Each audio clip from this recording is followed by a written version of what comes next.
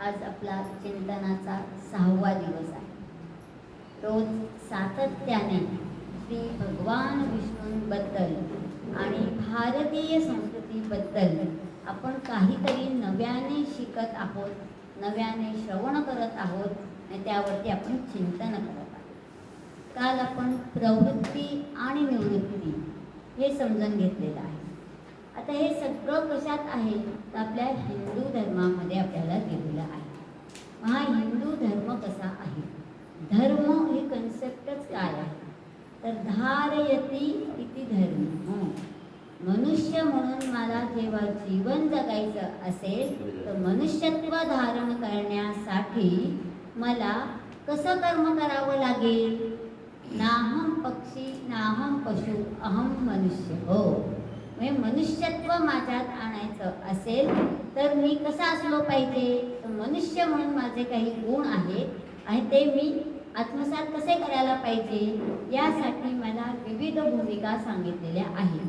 मग त्या भूमिकांमध्ये आपण पुत्र असू, पुत्री असू, पौत्र असू, स्नुषा असू, आई असो, बहीण असो किंवा एखादं पद विभूषणाऱ्या एक उच्च विद्या विभूषित स्त्री असो किंवा पुरुष असो, या प्रत्येक भूमिकेमध्ये त्या त्या ठिकाणी आपल्याला जे नियोजित कार्य दिलेलं आहे ते आपण निष्ठेने आणि प्रामाणिकपणाने करतो आहोत का.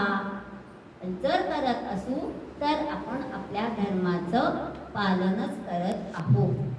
सगळ्या भूमिका चोख पार पडताना कदाचित थोडीशी आपली कसरत होते. एकाच वेळेस आपल्याला दोन्ही भूमिका करायच्या असतील, विशेषतः आज आपण पुरुषांच्या बाबतीत उदाहरण घेणार आहोत. आई आणि पत्नी याच्यामध्ये पुरुषांचं नेहमीच द्विधा असते. आईला महत्त्व दिलं तर पत्नीला राग येतो, पत्नीला महत्त्व दिलं तर आई म्हणते बायको सांगे तसंच वागतात. मग त्यावेळेस मी माझा कोणता धर्म पाळायचा. मग योग्य ती वेळ कधी मी आईला महत्त्व दिलं पाहिजे, कधी पत्नीला महत्त्व दिलं पाहिजे हे जिथं मला समजतं आणि त्यानुसार मी अचूक वर्तन करतो किंवा करते तेव्हा मी माझ्या धर्माचं पालन करतो. धारयती इति धर्म. कधी पत्नी धर्म आहे, कधी पुत्री धर्म आहे, कधी स्नुषा धर्म आहे, कधी शिक्षिकेचा धर्म आहे. त्या ठिकाणी गेलं की मी फक्त तेवढंच भूमिका माझी असली पाहिजे. जसं इथे आपण बसलेलो आहोत तेव्हा आपण काहीतरी भगवान विष्णूंच्या बाबतीत श्रवण करण्याची मनस्थिती धारण करून आलेलो आहोत. तेव्हा आपल्या मनात हा विचार नाही ठेवायचा लेक ऑफिसला गेली असेल का, मुलांच्या क्लासमधून आले असतील का, स्वयंपाकातलं काय थोड्याशा पोळ्या करायच्याच बाकी आहेत. म्हणजे तो स्त्री धर्म आहे, पत्नी धर्म आहे, हे सगळं मान्य आहे. पण ज्या ठिकाणी आपण आलेलो आहोत त्या तेवढ्या वेळात आपल्याला दिलेली भूमिका आपण चोख प्रामाणिकपणे आणि निष्ठेने पार पाडली तर प्रत्येकच कार्य हे सुव्यवस्थित आणि सुनियोजित होणार आहे. विशेषतः आपण जे म्हणजे ड्युटी आपली करत असतो, प्रत्येक ठिकाणी आपण करत असलेली आपली ड्युटी, आपला जॉब जर आपण कार्यनिष्ठेने केला तर सगळीच कामं सुरळीत पार पडतील की नाही. मग सरकार दरबारी आपल्याला चक्रा माराव्याच लागणार नाही. म्हणून हाच प्रामाणिकपणा, हीच निष्ठा कुठेतरी कमी पडते आणि मग आपण चुकीच्या मार्गाने जायला लागतो. यालाच म्हटलेलं आहे धर्मात कचरा निर्माण होणे. मुळात कोणताही धर्म चांगला किंवा वाईट नसतो. मनुष्य धर्म आहे, प्राणी धर्म आहे, पक्षी धर्म आहे, तसा हा धर्म आपल्याला जन्मजात लाभलेला आहे आणि तो मृत्यूपर्यंत आपल्या सोबत येणार आहे. आपली ही जी सगळी नाती आहे ही नाती आपल्या सोबतची माणसं आपल्या सोबत आहेत तोपर्यंतच अस्तित्वात असतात. पण मृत्यूनंतरही आपल्या सोबत जे काही येणार आहे ते आहे धर्म. धर्म, अर्थ, काम, मोक्ष हे 4 पुरुषार्थ सांगितले. त्याच्यापैकी पहिला धर्म. आणि या धर्मामध्येच अजून आपण जरा संभ्रमावस्थेत पडलेलो असतो. माझा धर्म काय आहे, मी कसं वागलं पाहिजे हेच आपल्याला समजत नाही. आणि मग पुढचे जे आपल्याला दिले काम आणि अर्थ, तर काम म्हणजे इच्छा निर्माण होणं. काल आपण भवसागर बघितलं होतं. या इच्छा निर्माण होणं हे काम या पुरुषार्थामध्ये आलेलं असतं. आणि मग त्या इच्छा पूर्ण होण्यासाठी अर्थाची आवश्यकता असते.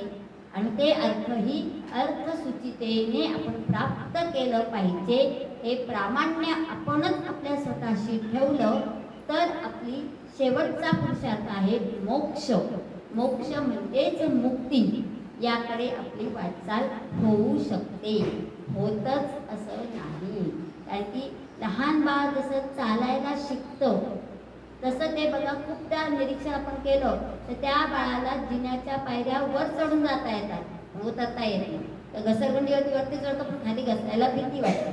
तसंच आपले यश, आपण 2 पायऱ्या चढलो तर परत 1 पायरी खाली उतरण्याचे चान्सेस जास्त असतात. कारण की सतत आपल्याला संघर्ष वाटायला असतो.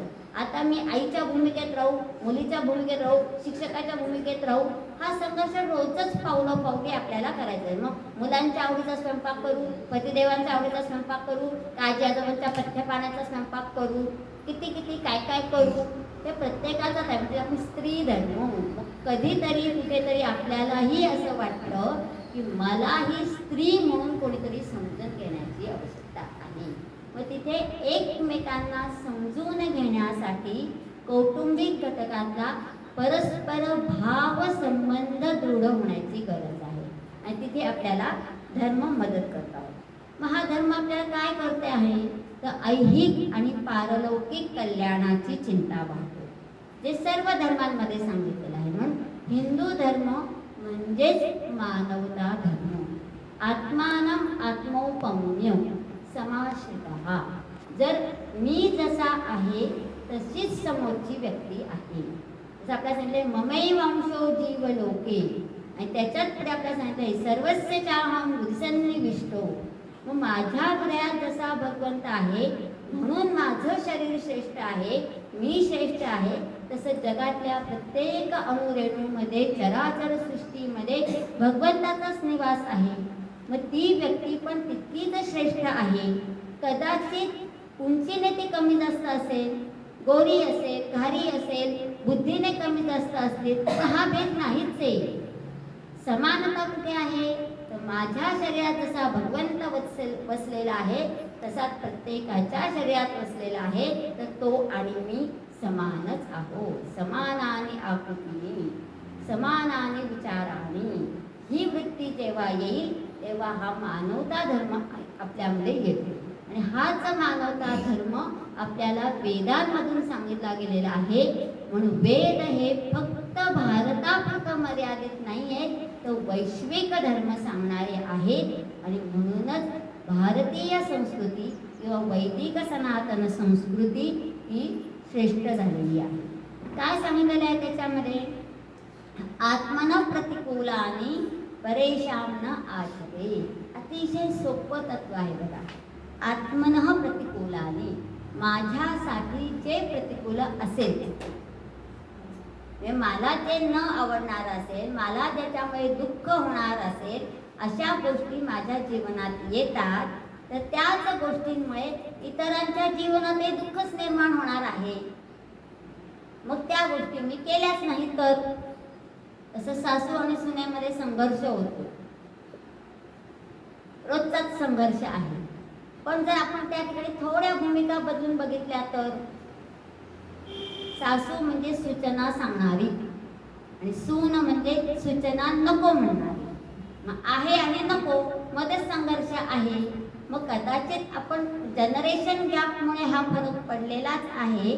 पण जर त्यांचं बोलणं जसं मला आवडत नाही तसं माझंही उत्तर देणं त्यांना आवडत नाही, आणि यामुळे दोघींनाही दुःखच प्राप्त होतं आणि मधल्यामध्ये पतिदेव मात्र भरडले जातात आणि कौटुंबातला भावबंध संघर्षमय होऊन जात असं. आत्मन प्रतिकूलानी परेशान समाचरे. आणि दुसरं आपण सांगते आत्मानम आत्मोपम्य. जसा मी आहे तसाच दुसरा व्यक्ती आहे. आणि त्याच्या पुढे जाऊन सांगितलंय की रोज सकाळी आपण उठलो की सर्वप्रथम आपण आरशात बघतो. आता आपण म्हटलं की मोबाईलच आधी बघतो, पण आरशात बघितल्यानंतर स्वतःचं प्रतिबिंब आपल्याला आरशामध्ये दिसतं. तेव्हा आपण स्वतःला जाणीव करून द्यायची आहे, नाहम पक्षी नाहम पशु अहम मनुष्य. प्रत्यहम प्रत्यवेक्षेत. रोज स्वतःला आठवण करून द्यायची आहे, मी मनुष्य आहे. मी मनुष्यासारखा वागतो का, वागते का, हे जर आपण आठवलं आणि तद्वत आचरण केलं तर धर्माचं आचरण आपण करणार आहोत. आणि मग जो मनुष्य धर्माचं आचरण करतो त्याचं धर्मही रक्षण करतो. म्हणून धर्मो रक्षितो रक्षितो.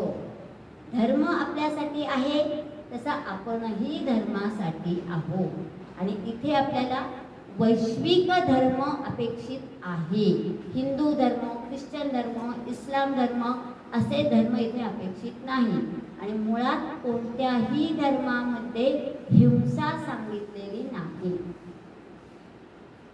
आणि त्या हिंसेमुळेच एवढा सगळा संघर्ष आता निर्माण झालेला आपल्याला दिसतो आहे. हे जे महायुद्ध आपल्याला होत आहे त्याच्यामध्ये जास्त करून धार्मिक संघर्षच जास्त आहे. कुठल्या धर्माचं वर्चस्व विश्वावरती असलं पाहिजे हे युद्ध करून प्रस्थापित होणार नाहीये, तर शांततेमुळेच ते प्रस्थापित होणार आहे. बऱ्याचदा आपल्याला असं वाटतं की काय आपण काय नुसती बघायची भूमिका घ्यायची का, आणि नुसतं बघतच राहिलो तर भारत कधी विश्वगुरूची भूमिका धारण करणार आहे. भविष्य वर्तवलेलं आहे की पुढच्या काही वर्षांमध्ये भारत विश्वगुरू होणार आहे. पण तो फक्त भारत विश्वगुरू होणार आहे तर मोदीजींनी जगभरातल्या सगळ्या देशांना भेटी देऊन होणार नाहीये. तर भारतातल्या प्रत्येक व्यक्तीने धर्माचं पालन केलं, राष्ट्रनिष्ठा ठेवली आणि स्वविकासाबरोबर राष्ट्राचा विकास व्हावा असा उन्नत विचार ठेवला तरच आपण वैदिक सनातन धर्माचं पालन केलं असं आपल्याला म्हणता येणार आहे. असो, ह्याच धर्माचं पालन करण्यासाठी भगवत प्रती जाण्याची शक्ती आणि क्षमता आपल्याला मिळाल्या पाहिजे. यासाठी आपल्याला नामस्मरणाचा मार्ग सांगितलेला आहे. आणि श्री विष्णू सहस्त्रनामामध्ये भगवान विष्णूंची 1000 नावं आपल्याला सांगितलेली आहेत आणि तीही पितामह भीष्मांच्या मुखातून आलेली आहेत. प्रत्यक्ष भगवान श्रीकृष्ण उपस्थित असताना, म्हणून त्या नामांना विशेष महत्त्व आपल्याला सांगितलेलं आहे. आज आपण 6व्या श्लोकातील नामांचा अभ्यास करणार आहोत. अप्रमेयो ऋषिकेशः पद्मनाभो मरप्रभुः विश्वकर्मा मनुस्त्वष्टा स्थविरो ध्रुवः. अप्रमेयात्मा ऋषिकेशः पद्मनाभो अमरप्रभुः विश्वकर्मा मनुः त्वष्टा स्थविष्टः आणि स्थविरो ध्रुवः अशी 9 नामं भगवंतांची या श्लोकामध्ये आलेली आहे. एकूण श्लोकांमधील 46वं नाव आहे अप्रमेय. प्रमेय आणि अप्रमेय बरीच नावं येताना बघा अव्यय, अप्रमेय, नकार सांगितलेला आहे. अ हा उपसर्ग असतो तो नकार दर्शवणारा असतो. हे काय कर हे सांगण्यापेक्षा काय करू नको सांगितलं की बरोबर उलटी कृती आपण करत असतो. आणि भगवंतांची नावं सांगताना सुद्धा आपल्याला नज तत्पुरुष समासाचा उपयोग करून अ पासून सुरू होणारी नावं दिली. अप्रमेयात्मा, प्रमेय म्हणजे प्रमाण, ज्याच्या साहाय्याने आपण जाणून घेतो. कोणतीही गोष्ट आपण सांगितली की आपल्याला प्रश्न येतो, काय प्रूफ आहे? ते प्रूफ म्हणजेच प्रमाण. मग भगवंत आहे त्याचं प्रमाण काय आहे? जसं कुठेतरी धूर दिसतो आहे तर तिथे अग्नी आहे हा तर्क आपण करतो.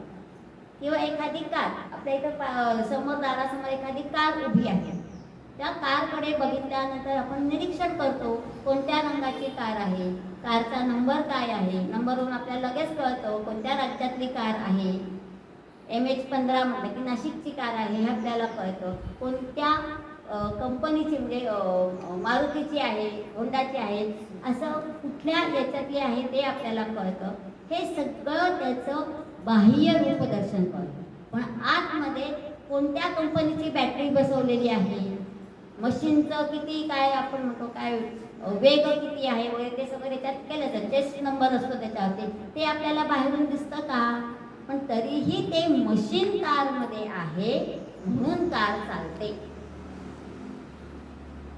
तसंच आहे जसं आपलं शरीर चालतं की आपल्या शरीरामध्ये भगवंत वसलेला आहे. आणि थोडंही काही कमी जास्त झालं की आपल्याला डॉक्टरांना भेट द्यावी लागते. मग असं हे प्रमाण ज्याचं कोणत्याही प्रमाणाने ज्ञान करून घेता येत नाही तरीही तो आहेच. दुसरं उदाहरण आपल्याला हवेचं घेता येईल.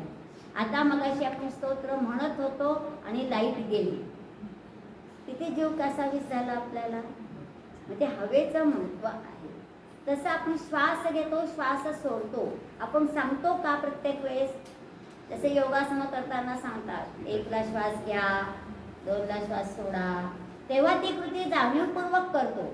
पण एरवी आपण ती कृती जाणीवपूर्वक करत नाही तर ती आपोआप होत राहते. मग श्वास घेतोय का नाही घेते आपल्याला सांगावं लागतं का? तसंच हवा आहे का नाही आहे? हवा आहे, फक्त ती आपल्या डोळ्यांना दिसत नाही. मग जे डोळ्यांना दिसत नाहीये तरीही ते आहे, त्याची जाणीव आपल्याला होते, तो अप्रमेय. 47वं नाम आहे ऋषिकेश. ऋषिकेश हे भगवान श्रीकृष्णांना भगवद्गीतेमध्ये संबोधलेलं नाव आहे. स्थितप्रज्ञांची लक्षणं सांगताना भगवंतांनी सांगितलंय जो जितेंद्रिय असतो, म्हणजे ज्याने सर्व इंद्रियांवरती विजय प्राप्त केलेला असतो. आता इंद्रियांवरती विजय मिळवायचा म्हणजे काय? तर आपल्याला पंच ज्ञानेंद्रिय दिलेली आहे आणि ही पंच ज्ञानेंद्रिय सातत्याने विषयांकडे ओढ घेत असतात. हे इंद्रियांचं विषयांकडे धावणं जे असतं ते धावणं आपल्याला नियंत्रित करायचं असतं. जसं एखाद्या रथाला 5 घोडे असतात आणि सारथी ते घोडे लगामाने नियंत्रित करतो, तसं या इंद्रियांच्या घोड्यांवरती बुद्धी आणि सद्सत विवेकाचं नियंत्रण असलं पाहिजे. मग आपल्याला ठरवता येतं मी काय ऐकायचं काय नाही ऐकायचं, काय बघायचं काय नाही बघायचं, मी काय खायचं काय नाही खायचं. याच्यामध्ये जिव्हा एक इंद्रिय आपल्याला सांगितलेलं आहे आणि जिव्हा हे इंद्रिय 2 कार्य करतं. एक म्हणजे आपल्याला रुची सांगतो, भोजनातल्या पदार्थांची रुची, आणि दुसरं म्हणजे वाणी. आपल्या मुखातून बाहेर पडणारे शब्द मधुर आणि अमृतमय असावे. किमान शब्द हे शस्त्र आहे असं म्हणताना मुखातून बाहेर पडणाऱ्या शब्दांनी कोणी दुखावलं जाणार नाही याची काळजी आपण घेऊ शकतो. आणि भोजनातल्या रुचीबद्दल बोलायचं म्हटलं तर आपल्या शरीर प्रकृतीनुसार आपल्याला जे पथ्यपाणी सांगितलेलं आहे ते जिभेवरती आळा आपल्याला ठेवता आला पाहिजे. मधुमेह झाला असेल तर गोड नाही खायचं, उलट जास्त गोड खायची इच्छा होते. जे नको ते जास्त खायचं वाटतं आणि ते आरोग्यासाठी घातक असतं. मग असा जो इंद्रियांचा स्वामी आहे किंवा इंद्रियांची विषयांकडे जी ओढ आहे त्याच्यावरती ज्याने विजय मिळवलेला आहे तो ऋषी. आता विषयांकडे धावणं हे बंद होणार नाही, तर मग त्याच्यात काय करायचं आहे? इंद्रिय आहेत, बाहेरचे विषय म्हणजे सृष्टीतले सगळे घटक, ते घटक आहेत. तसं आता इथं मी बोलते आहे, पण ऐकता ऐकता अचानक आपलं मागच्या बॅनरकडे लक्ष जातं, इथे जे लिहिलेलं आहे त्याच्याकडे लक्ष जातं. म्हणजे आपले डोळे ते बघतच राहणार आहेत. ऐकतोय पण बाहेर कुठे ते अचानक मोठा आवाज झाला, 150 रुपयाला 2 किलो आंबे, आपले कान आपोआप तिथे जातात. याच्यात आपलं नियंत्रण नाही राहत. ते नियंत्रण आणण्यासाठी आपल्याला ती क्रिया बंद नाही करायची आहे, फक्त ती दुसरीकडे वळवायची आहे. मग आपल्याला ह्या सगळे आपली इंद्रिय जी आहेत ते भगवत शक्तीपाशी समर्पित करता आली पाहिजे. मी जे जे काही करतो, डोळ्याने बघतो, कानाने ऐकतो, ती प्रत्येक क्रिया माझी भगवत विचारांसाठी असली तर मग माझा मार्ग मुक्तीकडे जाऊ शकतो. दुसरा अर्थ सांगितलेला आहे, केश शब्दाचा अर्थ होतो किरण, सूर्याची किरण. सूर्याची किरण जमिनीवरती पोहोचतात, म्हणजे सूर्य उगवला की आपल्याला जाग येते. पण जागृत होतो. मग आपल्याला बघा लहानपणी सूर्य उगवलाच नाही तर असा निबंध आपल्या आता झोपायलाच आवडतं. बरं, उगवलाच नाही तर पहिलं उत्तर असं रात्रंदिवस झोपूनच राहतो. जागृती आता आपल्या स्वतःला नको आहे खरं म्हणजे ही जागृती निर्माण होते. आणि जागृत झाल्यानंतर पहिले काही क्षण आपल्याला असं वाटतं अजून थोडा वेळ झोपलं तर बरं होईल, पण डोळ्यासमोर लगेच कामं दिसायला लागतात. घड्याळाच्या काटाप्रमाणे आपले सकाळचे सगळे मिनिटं पुढे पुढे जात असतात आणि मग त्या सगळ्या कृती आपल्याला आनंद द्यायला लागतात. एकदा चलनवलन सुरू झालं की आपण सरावाने त्या कृती करत असतो आणि त्या कृतींमध्ये आपल्याला आनंददायी विचार सुरू होतात. माझ्या डब्यात कोणती भाजी द्यायची आहे, पतिदेवाला ही भाजी आवडते त्यांच्यासाठी ही करू, मुलीला ही आवडत नाही मग दुसरी करून देऊ काहीतरी, त्या तोंडी लावायला आणखीन काहीतरी वेगळं देऊ. हा सगळा इतरांना आनंद देणारा विचार मनात सुरू होतो तो जागृत अवस्थेमुळे. आणि ही सूर्याची किरणं आपल्याला जागृत करतात म्हणून त्याला ऋषिकेश असं म्हणतो. ऋष म्हणजे आनंदित करणारी आणि केश म्हणजे किरण. जी किरणं आपल्याला आनंदित करतात, मग ती सूर्याची किरणं असली तरी आनंदित करतात, सूर्याची किरणं आपल्याला जागृत करतात आणि चंद्राची किरणं आपलं मन शांत करतात. शीतलता हा गुणधर्म तिथे आहे. म्हणून हरिवंशातही भगवान श्रीकृष्णांना ऋषिकेश असं म्हटलेलं आहे. आता जितेंद्रिय या अर्थाने तिथे आला आहे. आता मनोजेव मारुतुल्य वेगम जितेंद्रियम बुद्धिमता. भगवान हनुमान सुद्धा जितेंद्रियच होते. 48वं नाम आलेलं आहे पद्मनाभ. हो, काल आपण पुष्कराक्ष नाव बघितलेलं होतं आणि पुढे 25व्या श्लोकामध्ये पुंडरीकाक्ष नाव आलेलं आहे. कमळ आणि आपली भारतीय संस्कृती खूपच जवळचा संबंध आहे. आता तर अगदी ज्वेलरीमध्ये पण कमळाचा पण नेकलेस आलेला आहे. इतकं कमळ आपल्यासोबत. कमळ कशासाठी तर कमळ अलिप्तता दाखवणार आहे. चिखलात राहूनही अतिशय सुंदर आणि सुगंध देणारं असं कमळ निर्माण होतं. तसंच त्या सृष्टीमध्ये या भवसागरामध्ये अनेक विषय असे आहेत की जे आपल्याला ओढतच राहणार आहेत, तरीही त्यांच्यापासून अलिप्त राहून मी सद्वर्तन करण्यास प्रवृत्त व्हावं ही शिकवण देणारं कमळ आहे. प्रत्येक वेळेस कमळाशी संबंधित नाम आलं की आपल्याला तोच संदर्भ लक्षात येईल. अलिप्तता हा गुण लक्षात ठेवायचा आहे. मग पुष्कराक्ष नावामध्ये आपण बघितलंय की कमळाप्रमाणे किंवा कमळाच्या पाकळीप्रमाणे ज्याच्या डोळ्यांचा आकार आहे आणि म्हणून आता तसा आकार नसेल तरी मेकअपमध्ये आपण तसा आकार करू. कमल नयन, कमल नयन हे सौंदर्याचं लक्षण सांगितलं आहे. त्याच्याने आपले डोळे टपोरे आणि छान दिसतात. दिसणं वेगळं आहे आणि दृष्टी वेगळी आहे. इथे आपल्याला फक्त दिसणं घ्यायचं आहे. नंतर पद्मनाभ शब्दाचा अर्थ आहे भगवान विष्णूंच्या नाभीतून कमळ उमललेला आहे आणि त्याचा संबंध माता पुत्राला जन्म देते त्यावेळेस ते नाळीने जोडलेलं असतं म्हणून नाभ शब्द तिथे आलेला आहे. 49वं नाम आहे अमर प्रभू. प्रभू म्हणजे निर्माण करणारा आणि अमर इथं परत आलेला आहे बघा. त्याला मरण नाही असा तो. भगवंताला मरण नाहीच आहे. जन्म मृत्यूच्या फेऱ्यातून जो मुक्त झालेला आहे तो अमर. 50वं नाव आहे विश्वकर्मा. खूप छान नाव आहे बघा. विश्वकर्मा म्हणजे आर्किटेक्ट. विश्वाला निर्माण करणारा जो आहे तो विश्वकर्मा आणि इतकं सुंदर निर्मिती त्याने केलेली आहे.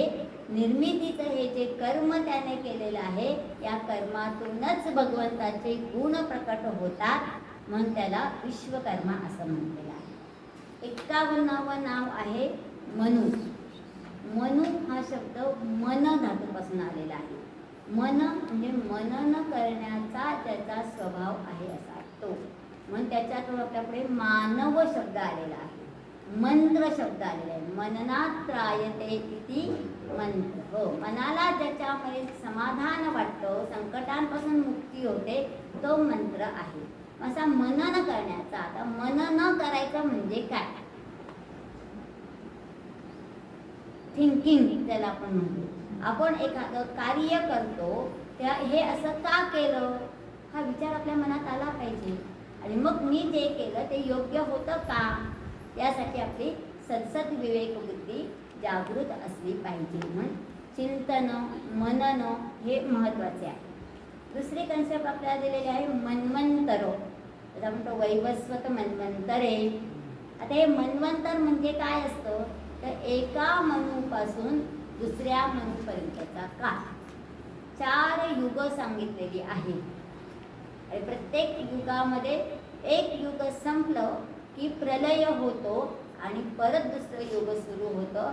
त्यावेळेस तिथं जो मनू असतो तो मनू पुनर्सृष्टी निर्माणाचं काम तिथे करत असतो. म्हणून मनू महत्त्वाचा आहे. आणि मग या सृष्टी निर्माण करून परत त्यामध्ये मनुष्य धर्म या सगळ्याची प्रस्थापना करण्याचं काम मनूने केलेलं आहे. म्हणून त्याला आपण मानव असं म्हटलेलं आहे. आणि त्यासाठी काय काय कसं कसं केलं पाहिजे हे सगळं आपल्याला मनुस्मृती या ग्रंथामध्ये दिले. म्हणून श्रुती स्मृती पुराण लव. श्रुती म्हणजे वेद, स्मृतीमध्ये आपल्याला भरद्वाज स्मृती आहे, याज्ञवल्क स्मृती आहे आणि मनुस्मृती आहे. या तीनही स्मृतींचा आधार घेऊनच डॉक्टर बाबासाहेब आंबेडकरांनी आपली भारताची राज्यघटना लिहिलेली आहे. म्हणजेच समाजात आपण कसं वागलं पाहिजे याचं मार्गदर्शन करणारे हे स्मृती ग्रंथ आहेत. आणि पुराणांनी आपल्याला भक्तीचा महिमा वाढवलेला आहे आणि चरित्रांचं उदात्तीकरण केलेलं आहे. असा हा मनू या सगळ्यांचाच आधार घेऊन पुन्हा एकदा समाजाची प्रतिष्ठा